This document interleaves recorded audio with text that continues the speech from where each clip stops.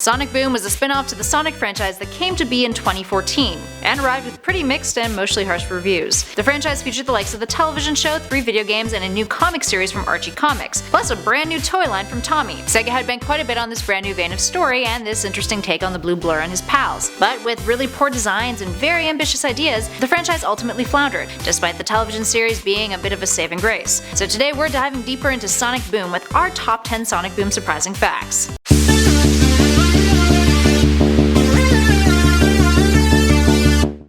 At number 10, not a reboot. One of the biggest mistakes made by a lot of Sonic fans upon seeing the new character designs was to assume that Sonic Boom was a complete reboot of the whole series. In fact, it's just a different branch of the Sonic universe, an interpretation by developer Big Red Button of Sonic and his pals. The television series, which took its cues from the game, was produced by Sega of America and Technicolor Animation Productions, and was the 5th animated series starring the Blue Blur as the title character. And at number 9, fan feedback. A lot of longtime Sonic fans, and even casual players, weren't overly keen on the changes made to Sonic and his friends. This led to a lot of fan art online mocking the inclusion of bandages and other cringe-worthy accessories that Sonic and his pals were now wearing. This included taking these new aesthetics and putting them on Nintendo characters as a joke. The strongest negative reception though was for Knuckles the Echidna. The character looked as if he was pumped up with steroids, now significantly taller than his usual self, boasting large muscles and a lot of bandages. Where's its sport tape? I don't really know. The character would prove to be even crappier when the game came out, being a dumbed down version of his once great self, loaded with slow and stupid dialogue. Up next, number 8, Rise of Lyric.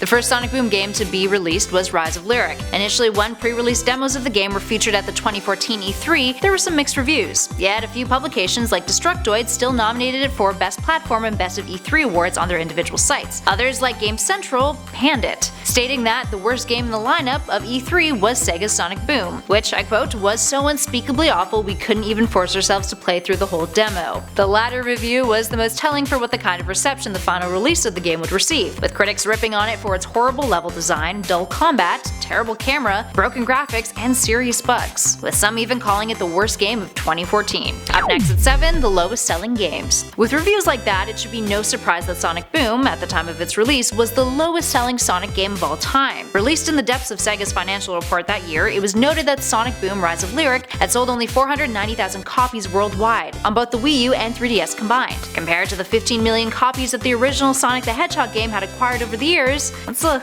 little depressing. To make matters worse, combined with Sonic Boom Shattered Crystal, the franchise had only sold around 620,000, all by May 2015. And at number 6, Uncharted inspired. Despite hardcore failing, the team behind Sonic Boom Rise of Lyric was pretty solid. It included the likes of Uncharted and Jak and Daxter veteran Bob Raffi. For those of you who are Uncharted fans, you might be putting 2 and 2 together concerning Nathan Drake's threads and Sonic's Sonic Boom aesthetic. Raffi stated in an interview that, I quote, "We were exploring different outfits and we went through a lot of iterations, and the scarf was something I've used in the past, and it works for me and it works for the character." Whew, and it gets better too, friends. He went on to say, I quote, "Really, the history of that comes from the old Western days, with John Wayne, and as a kid watching a lot of those Westerns, that really stuck with me. And you see the use of the Afghan in a lot of action movies because of the soldiers, so that DNA made its way into what makes a character action hero nowadays." Whew, cringe. Up next at 5, Styx the Badger. Let's talk a little bit about one positive aspect of Sonic Boom, the animated series. The main cast of characters were Sonic, Tails, Amy, Knuckles, and Styx the Badger, a new character who made her debut in the Archie comics in Sonic Boom issue number 1. Bill Freiberger, who was the show's executive producer, head writer, and co-showrunner, had said that Styx represents his own belief system, in the sense that the character will say something absurd, only for that absurd thing to be proven correct by the end of an episode. He has also stated that the character brings a healthy dose of cynicism to the series, to counter the heroism of the other characters, making her more of an anti-hero. Up next at 4, the voice actors. The cast behind the voices of the Sonic Boom animated show are pretty stellar. Roger Craig Smith plays Sonic. He's played Ezio in Assassin's Creed, Captain America in Avengers Assemble, Chris Redfield in Resident Evil, Batman in Arkham Origins, and Kyle Crane in Dying Light, just to name a few. Then we've got Mike Pollock, who plays Robotnik, who has played the mad scientist character in over 18 games, beginning with 2005's Shadow the Hedgehog. There's Travis Willingham, who is the voice of Knuckles, along with 7 other characters in the show and miscellaneous voices. And Cindy Robinson plays Amy Rose, who also plays the voice of Betty Boop in various commercials. Coming in at number 3, Extreme Concepts. If you thought the final concepts for the Sonic Boom characters were ridiculous, well, turns out they could have been a lot worse. Or maybe actually better. While it's uncertain how many versions of previous concept art for the series exist, Sega did release some of Big Red Button's musings for the new designs for the characters back in November of 2014. Bob Raffy has stated, I quote, that there were some more extreme concepts, seeing how far we wanted to go with some variations, and Sonic Team reined us in, and ultimately the designs that you see today are part of that collaborative process of going back and forth. While these designs definitely don't fit into the original Sonic DNA that Raffy and his team aimed to align with, they would have provided a much more interesting take to many fans than the designs we ended up with, and they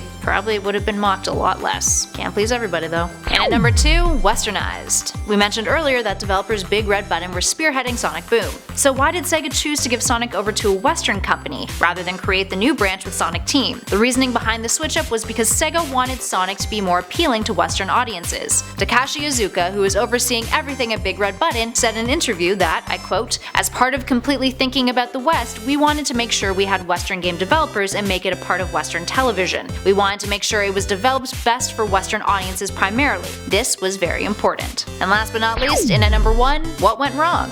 Former Sega of America producer Stephen Frost gave an interview back in 2015 about why he believes the Sonic Boom games were a bomb, speaking about it a month after he had left the company. Frost stated that the franchise's goal was to reinvent itself, since the core Sonic fanbase was shrinking. Frost had stated that, I quote, the biggest mistake in Boom was adding too many features to it. It was too much to ask of any development team. I was tasked with creating an experience that appeals to an audience which doesn't play Sonic. If I could do it again, I would remove the features and speed would be the main focus from the start. Alright, there we have it, friends. Are you guys fans of the Sonic Boom franchise? Did you love the show but hate the games? Let us know your thoughts in those comments below. Now if you dug this video, please spread the love and hit those like and subscribe buttons if you haven't already. And don't forget to check out our channel for some more great gaming videos, including lots and lots of Sonic ones. We have a ton in the playlist that's currently flashing on your screen right now, so give it a click. In the meantime, thanks for watching everybody. Catch you all in the next one.